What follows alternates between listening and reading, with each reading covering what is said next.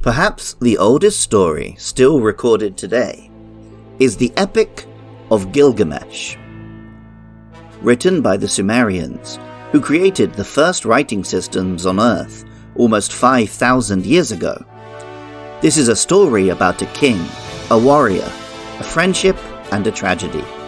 Like later tales of Heracles or King Arthur, it weaves epic feats of gods and monsters with a fundamentally human quest.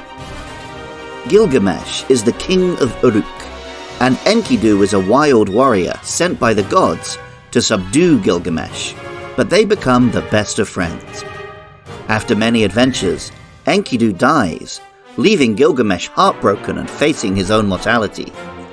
He then embarks on a quest to find the plant of eternal youth, but must ultimately come to accept that death is a natural part of life.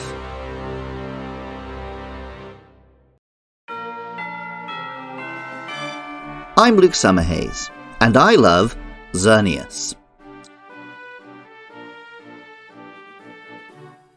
A quest for immortality and ultimate acceptance of the inevitable is a story still told to this day in science fiction and fantasy. It seems that humanity's awareness of its own death, generally quite rare in the animal kingdom, has driven us to create stories and myths for as long as we've been around. Pokemon draws inspiration from myth and legend, as we've seen many times across this podcast. There are Pokemon inspired by Japanese yokai, Celtic fairy tales, and modern cryptids. When it comes to the legendary Pokemon, though, we tend to see inspiration from deeper, more primal myths. The Phoenix and Dragon in Gold and Silver, the Behemoth, Leviathan, and Rock in the third generation, the creation of the universe in Sinnoh, and the Taoist Yin and Yang in Unova.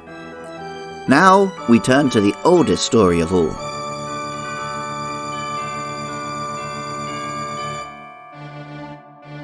Xerneas is a fairy-type legendary Pokemon which appears on the box art of Pokemon X. Players first encounter it as a white tree, like a petrified fossil, having been dormant for centuries or perhaps millennia. When it awakens, what appeared to be branches turn out to be antlers, and it is a deer-like creature with a silhouette quite like the letter X. Deer antlers do grow somewhat similarly to tree branches.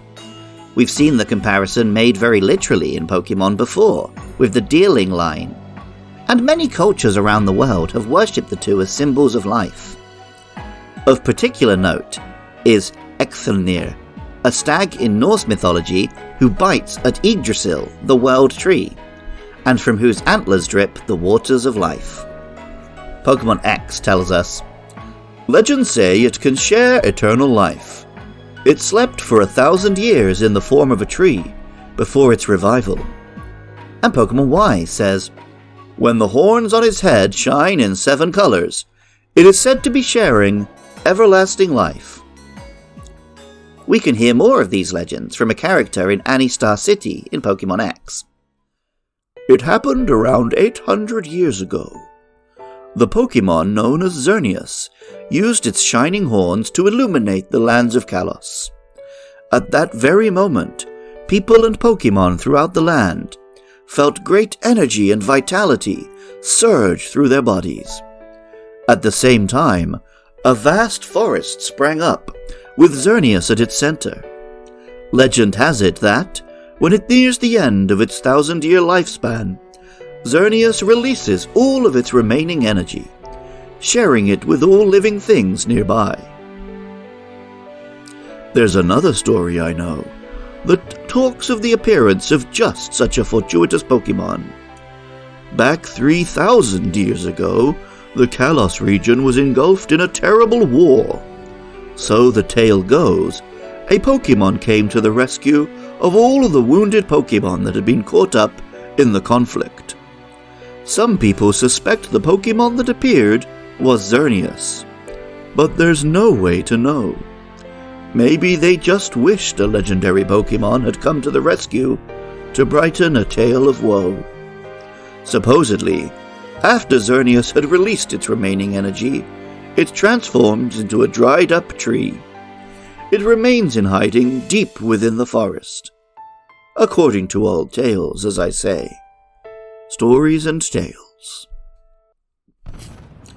Of course, over the course of a playthrough, we do learn that at least parts of these stories are true. The character AZ is a 3,000-year-old king, and the ultimate weapon in Geosenge, analogous to the real-world Karnak stones, he used in a desperate attempt to prevent his beloved Floette from dying. The name Xerneas comes from the Latin for deer, Xerneas, in particular the Cernian hind of Greek myth, though spelled with an X, as this is the mascot of the video game Pokemon X. After all the talk of ancient power and legendary weapons, Xerneas has a lot to live up to. Remarkably, it does. Xerneas is a pure fairy-type Pokemon, with excellent stats, and the ability Fairy Aura, which boosts all fairy-type attacks on the field by a whole third. On top of this, it also has the signature attack, Geomancy, with which it boosts all speed and attack stats by 2 stages. This move requires a turn to charge up, but once that's negated with an item, Xerneas becomes what many competitive players have deemed the strongest Pokemon ever. Xerneas dominated the competitive scene when it arrived. Ironically, in being so powerful, the entire player base built teams around dealing with it. And so, despite being on almost every team at every competition, it has never actually been a World Championship winning monster. Like seeking the Tree of Life, the Fountain of Youth, or the Holy Grail, or indeed like the tragedy of Darth Plagueis the Wise. By seeking so hard for life and power, Xerneas led to its own downfall. This is a legend each of us must learn in our own way, and then find our own beauty and meaning in this strange thing called life. Music for Luke Loves Pokemon is by Jonathan Cromie. Artwork for the show is by Katie Groves. If you enjoy the podcast, find out about my other shows at podcastiopodcastius.org.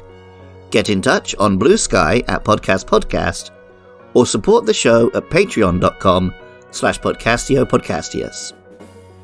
If you want to see my very slow on-stream playthrough of Pokemon Legends ZA, check out twitch.tv/Buskalily.